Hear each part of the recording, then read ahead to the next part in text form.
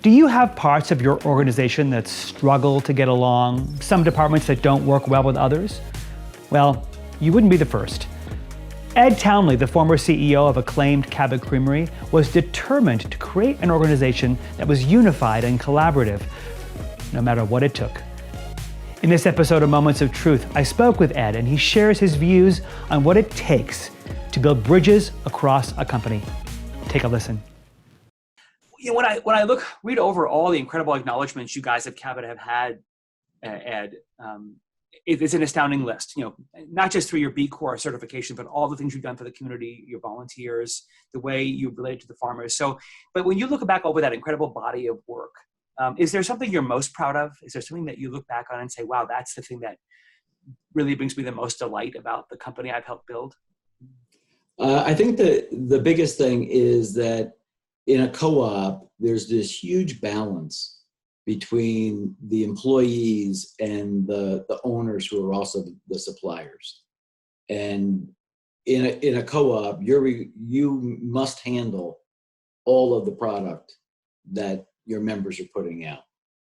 And over the course of the last 5 to 7 years, farmers have made more milk than we've needed.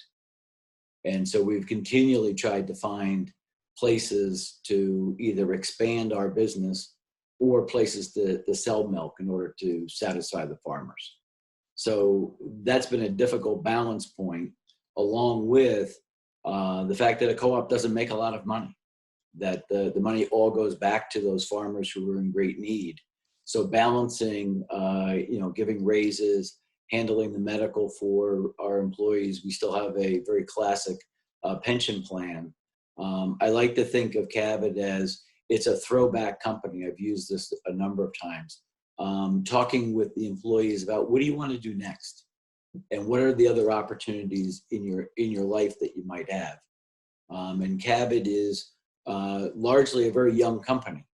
The average age is in the low 40s, but we have a large number of millennials, X-generation folks that are in their 20s and 30s who live a completely different lifestyle from the one that we're involved with. And so therefore, trying to understand them, I think, is actually one of the most gratifying parts of it.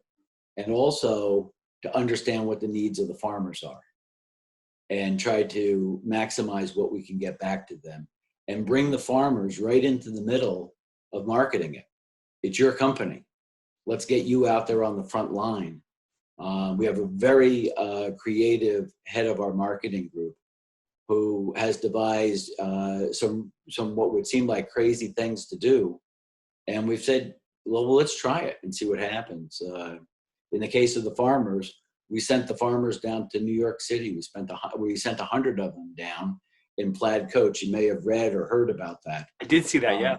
Yeah, and the results of it were quite remarkable. First of all, it was great for the farmers to actually meet up with grocery store owners in New York City and talk to them about their product. And the grocery store owners were very put off in the beginning, not knowing whether this was going to work or not work, or were more people going to come into the store or less. And we created these things that looked like big picket signs that said, "Thank you for buying our cheese." But in one afternoon, these farmers sold a week's worth of cheese in New York City because they got a chance to tell their story. And once they tell the story, people are saying, I'm never going to buy another cheese. Your farm is 200 miles from here. Wow, that's as local as I could ever hope for. And to create that degree of care, that much commitment to your partners. I mean, I've studied dairy cooperatives out here in the Pacific Northwest, and they don't work that cooperatively. Sometimes there's a lot of tensions and a lot of stress, and it's a strained relationship. How have you created such a sense of cooperation? How have you embedded into the culture? I know your values are honesty, openness, social responsibility, and caring for others. Clearly, you have embedded the caring for others value in very deep ways. How'd you do it? I think there was a transition back 8 years ago when I became CFO and we brought in a new CEO after 30 years. And at that point in time, I wouldn't say that there was a lot of tension between the business side and the farmer side, but there wasn't any connection. And the connection, the reason why there was no connection was the business side never talked to the farmers about it. To the point where the board of directors actually thought the most important thing in a new CEO was somebody that understood their business, the business of making milk, that everything else just took care of itself.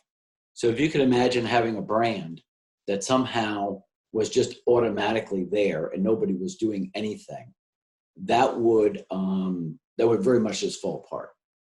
So we embarked on a 4-year piece that actually has now extended 8 years into teaching the board of directors everything that goes into a co-op and into a real business. The highlights of that are when they look back at it, they say, we're in a really complicated business. And we're not just making milk. We're actually an input into this. And we have to be careful. We can't just roll over the top and put every pound of milk in, to get paid for it. We have to think in terms of how much capacity do we have? And where is that capacity? Can we sell the product after we make it? Are there people available just to buy milk on the open market from us? How do we fit into the Northeast? So these are all things that we spent an enormous amount of time. I made presentation after presentation to the board on how that was. What that did was it built trust between what was going on in the company and the board of directors. It gave them knowledge so that they could have input into what was going on. And in fact, they could help make the decisions. And we've made, as I talk about my 5 years as CEO, it's been one giant takeaway from the farmers. So I started by taking away volume premiums. And then later I took away base premiums. And then later I took down quality premiums, all because the ability for us to sell milk at a price over the federal pricing wasn't available. And so in order to try to balance it. But you could never do that if they didn't understand on a regular basis and be educated in what was going on in the market around them. Those are the moments, I think, when you have real transformation, when people suddenly realize, I didn't know that. And now I didn't know that. Changed. Yeah. And so they mandated of the prior CEO that he start an education process. And our board meets every month for 2 days. That's the nature of a dairy co-op. But as part of that, one afternoon, each meeting was dedicated to learning something. And so, and at that time I had been made the CFO.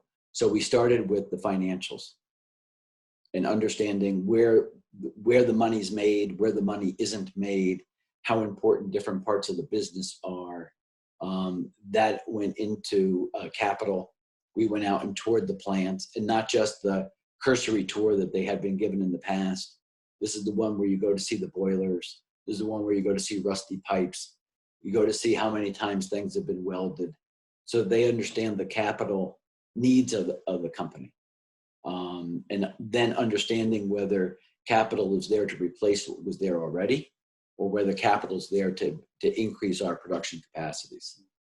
What I love about that, Ed, is there's such the clear connection between learning and empathy.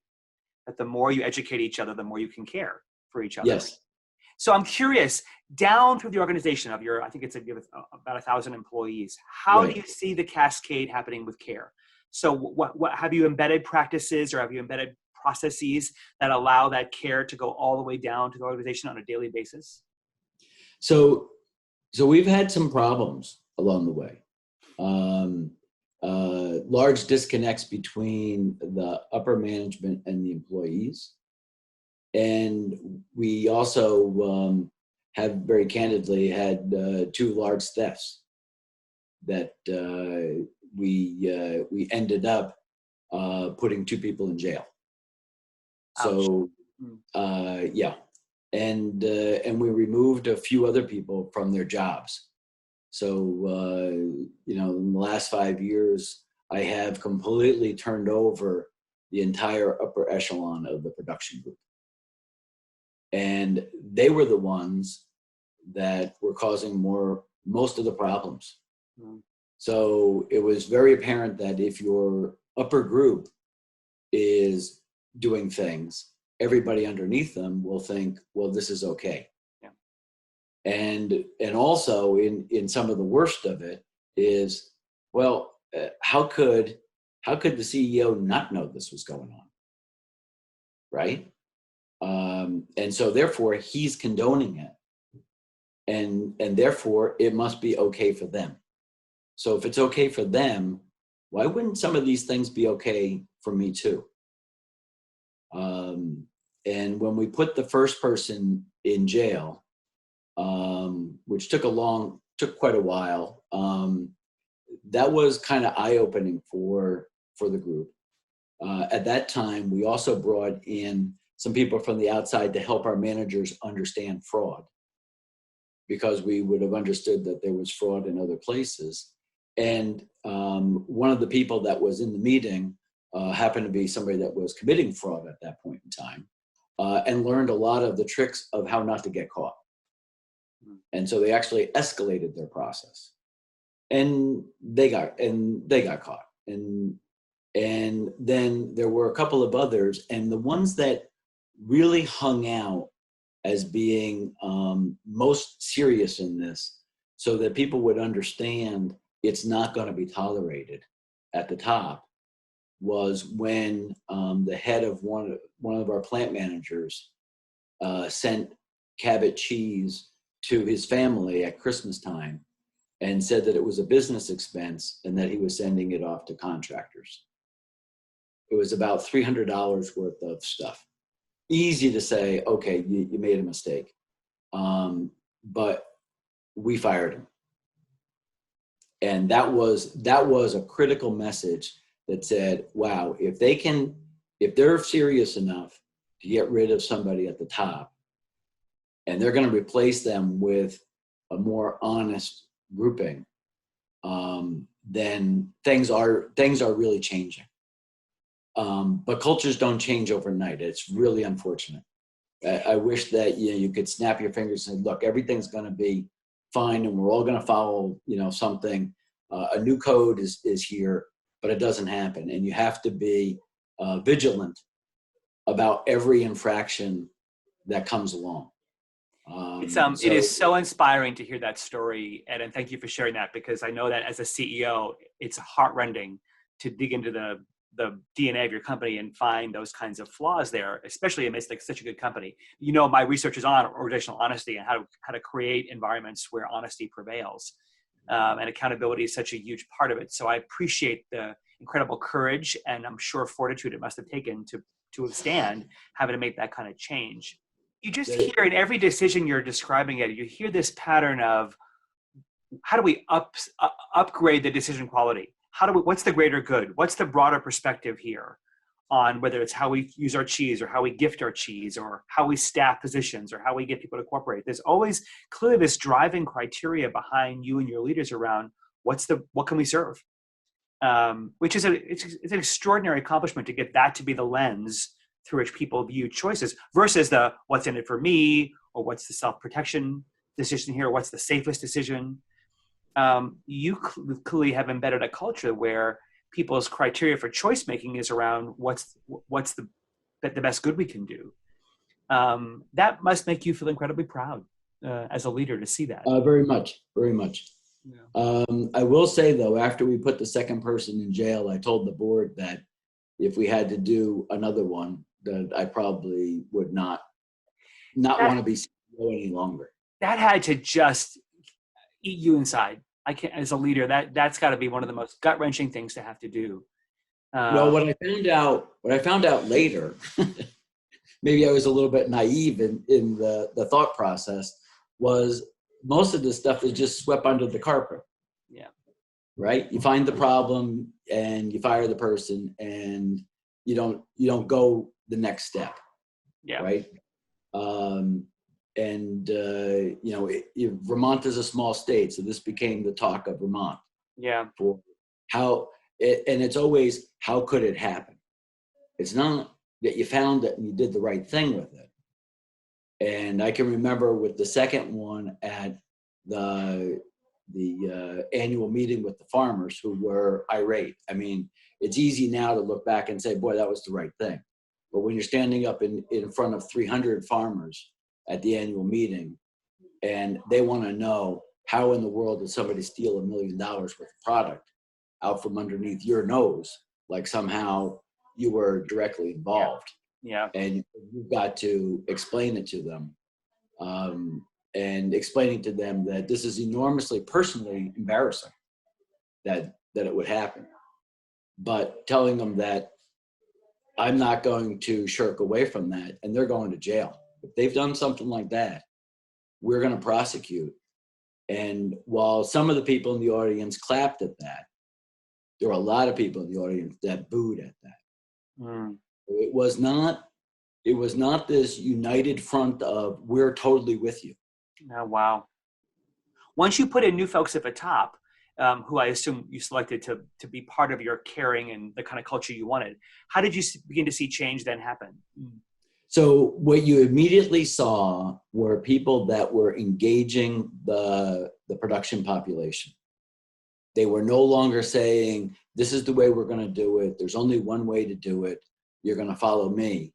And we started to really disseminate the whole team concept, that supervisors who are normally on the line anyway are now interacting with the shift managers, and the shift managers are responsible for implementing change, which meant they needed to be orchestrating with the supervisors what was going on.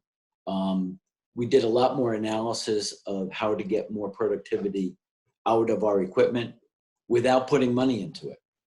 So the way you do that is you ask the people that are running the lines, what would you do? And and they came back with a lot more ideas.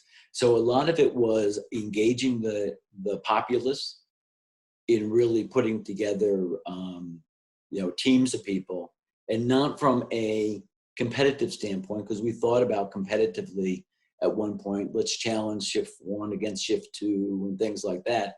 But then what happens is you end up many times with a quality problem. Instead of saying, shift 1 came up with this, we're going to implement it on shift 2, and we think that it's going to help you. Or shift 2 came up with this, and now we're going to bring it back. The other thing that we did, because we were making more cheese than we ever had, we really were taxing our equipment to the max, and we needed to institute a cheese quality program. So 2.5 years ago, we bit the bullet and said, this isn't acceptable. Our cheese is starting to fail. We're not winning all the competitions. We're finishing 5th, 6th, 7th. That's just not acceptable. So we brought a person in from our inside, and then we did something we never did before, which was, we have 3 different cheese facilities. We brought all 3 cheese masters in, and then brought in the University of Wisconsin to talk to them about cheese. And of course, that's a huge insult to them. And we knew that it was going to be an insult. So we told them beforehand, you're going to be completely insulted, right? That we'd be bringing in somebody in from the outside. But we've got to come to grips with the fact that we've got 3 facilities making the same cheddar, and the quality of it is different. And sometimes yours is better than yours, and sometimes yours is better than yours.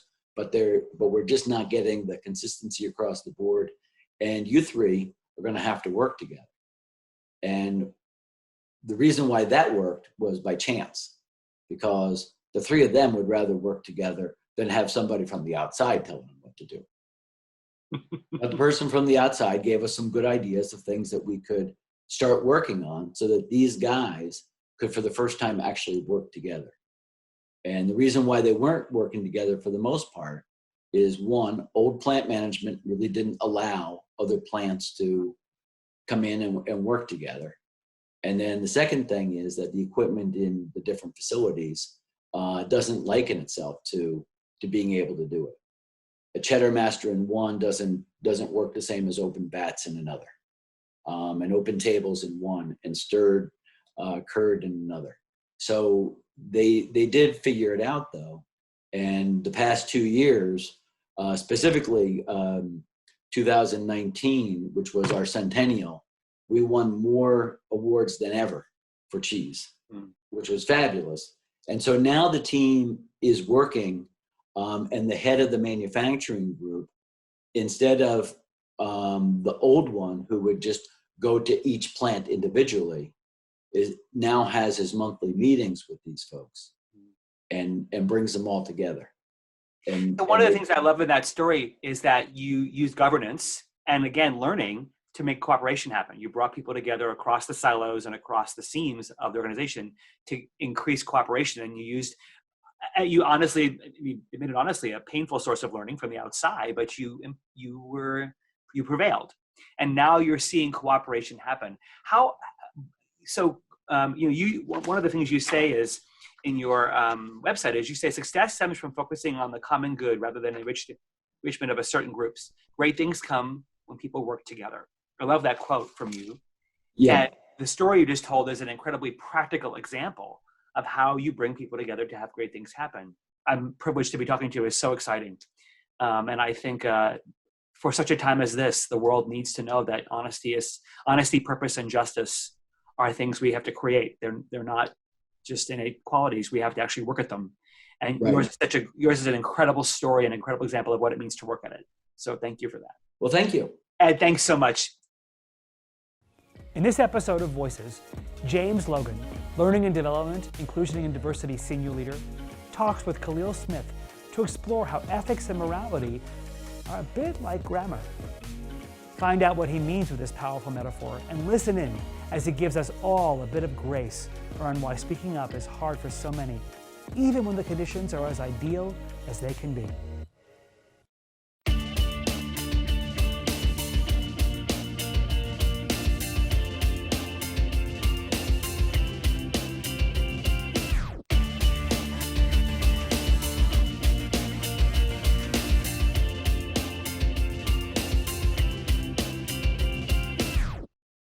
It is my absolute pleasure, as has been the case many times, to have a conversation with you about deep intellectual topics. And this time we are giving everyone else a little bit of a peek into what happens on our separate calls that we don't normally have other people on. So I'd love if maybe you could just introduce yourself really quickly, and then I'll toss the first question out at you, which is just a little bit of, we're going to talk about speaking up and voice. What does that mean to you? How do you define it? How do you kind of think of it? Well, you're already setting an extremely high bar for our conversation. So hopefully we are able to deliver. Hey, everyone, I'm James Logan. I am in Austin, Texas. And kind of my passions or career has been about learning and development, leadership, and inclusion and diversity. So when you think about this question through all of those lenses, what does speaking up mean to you? Because it's interesting. I've asked this same question of various people, and I love how even something that can seem like a very simple question has such complex and nuanced and varying answers. So I'm curious to get yours. I think that's absolutely right. I mean, there are many contexts in which we could speak about speaking up. And obviously a lot of times this comes up in the world of work, right? I think my initial reaction is speaking up when it's used is often in contrast to remaining quiet. It's often in reference to overcoming a certain amount of inertia, right? I think there's often an implication when you think and talk about speaking up that you are in some way defying a norm. Or you're doing something that is unexpected. And so, I think that certainly in the workplace can manifest in a variety of ways, but also in our personal lives, right? There are cultural norms, there are power dynamics, there are all sorts of things that go into the comfort we feel when interacting with others, our willingness to express ourselves, and what we may contribute in any given conversation. But I do think there's always this undercurrent when speaking up is used colloquially of overcoming something or doing something that is different, or again, kind of overcoming some sort of conversational inertia. I think the other kind of very present use of that term that comes to mind involves others, right? It's speaking up for others. So in service of someone. And again, saying something that may not be already out there, that person is not comfortable expressing, that the group norm does not allow expression of. And so you're kind of using either your power or your influence or your courage to break through some of that lack of contribution, right? Or lack of willingness to go into the subject area. No. And James, with that idea of kind of speaking up for others and to your kind of speaking up to others, I've seen you do this really effectively over the years. And I'm just curious, how do you overcome that conversational inertia or overcome that feeling of should I, or, what are the potential ramifications of doing this? Like, how do you get to a point where you feel like, yeah, now is the right time for me to say something, and I know what I want to say and how I want to say it? Or is that even the right way of looking at it? Are you as comfortable as I think you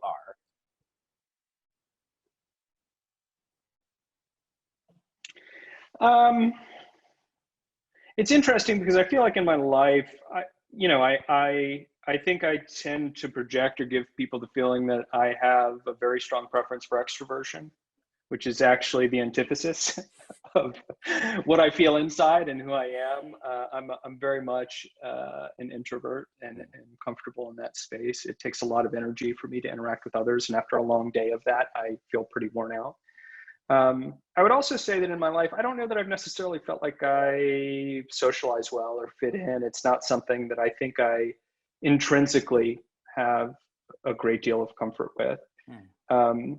The other piece here, though, also is I think it's fair to say I have a suboptimal level of tolerance for risk. And over the course of my life, it's led me into many, many dangerous directions. But I think, like anything that is particularly consequential in human affairs, I'm sure it's a mix of my genes and the environment that I was raised in. But I was raised in a household that was predicated on doing the right thing. My parents were socially active from the time that I was extremely young.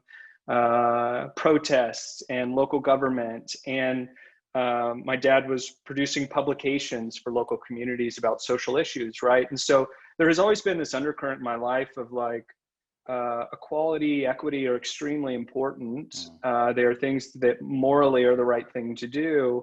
And that kind of transcends this broader social context to individual interactions or interactions with others. And just like you have a responsibility to support people around you and to do the right thing. And I'm not saying that identifying what that is always easy, but I think of it a little bit like grammar. If you ask someone to describe grammatical rules, the vast majority of people will not be able to give you detailed kind of English literature-based reasoning for why grammar is the way it is. Yet virtually everyone you can ask to read a sentence and they can tell you something's not right here. You get this innate sense because you have learned how sentences are constructed and words are used. And I think about this in the context of your question, Khalil, because I think for me, speaking up has been that sort of thing. It is the grammar of social interactions, right? It is, I often have a sense that what's going on here is not okay, right? And whether that's someone being treated poorly, if they're being shut down in the conversation, comments based on their identity that aren't appropriate, there is this innate sense of like, that's not okay, and therefore I need to do something about it, right? Because I am in a position to do so, or even if it's targeted at me, because I have a right to stand up for myself. So that's not a terribly scientific rubric by any stretch of the imagination, but I think it's a really intuitive thing for a lot of people. I think a lot of people are in situations where they know that something isn't right, isn't appropriate, shouldn't happen. And again, that's where this idea for me of inertia comes in, because you feel it. Yeah. And it's something that you really have to push through. So it's not that you have difficulty recognizing the situations where you should speak up. It's that it's challenging to speak up when you recognize those situations. Right. So what have you done as a leader to remove some of that inertia, or to make it easier for people to feel comfortable speaking up, or to have this environment where, you know, to your point around grammar, this is just the way we construct those sentences, right? Because to your point around grammar, I feel like there are different dialects and different kind of, slightly different nuance on those things. And culture plays a large part in that, both in terms of the speaking up in an organization and grammar.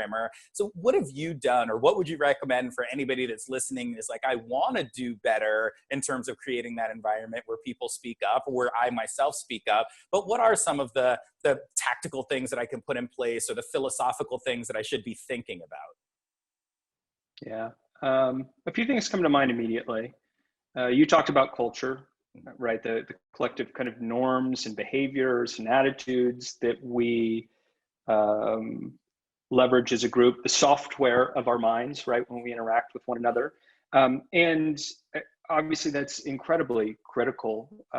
That's how people understand how to navigate the social situations that they're in, by and large.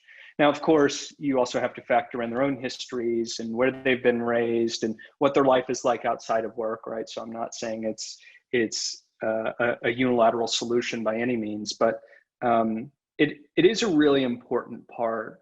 And there's a lot that goes into culture and how people interpret culture, right? So as a leader specifically, I think about things like setting clear expectations with your team, making sure that people understand the norms that you do expect, that everyone should have a voice, that we respect people's opinions, even if we don't agree with them, right?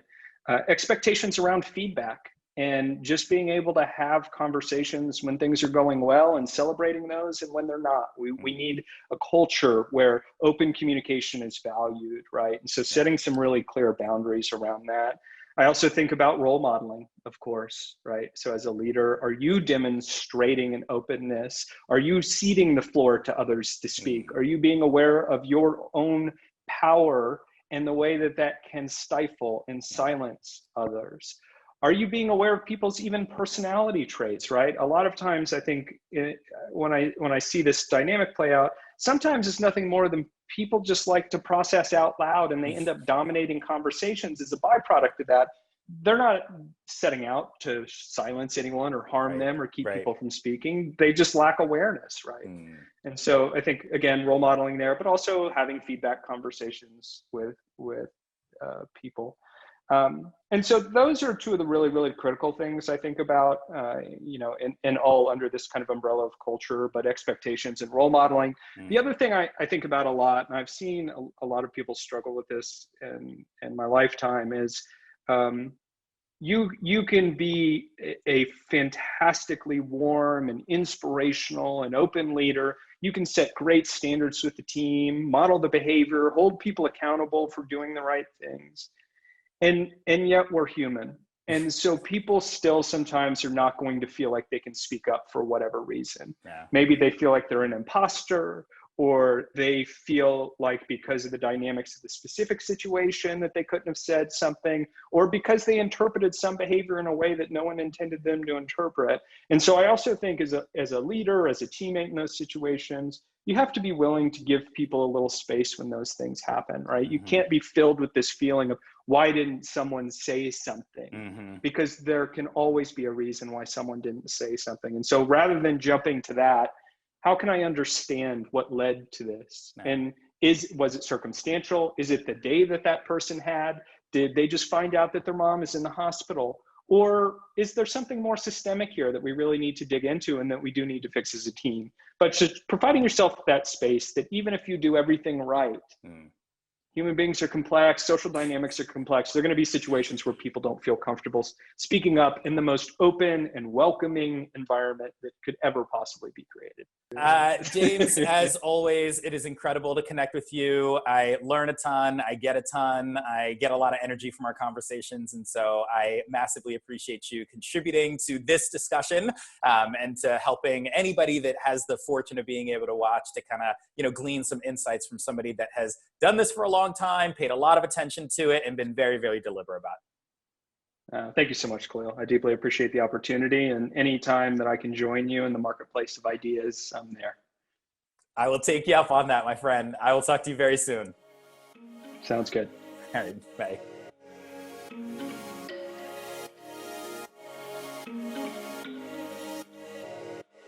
When Alex and I first met, he expressed deep concerns about a market downturn that was creating severe cost pressures.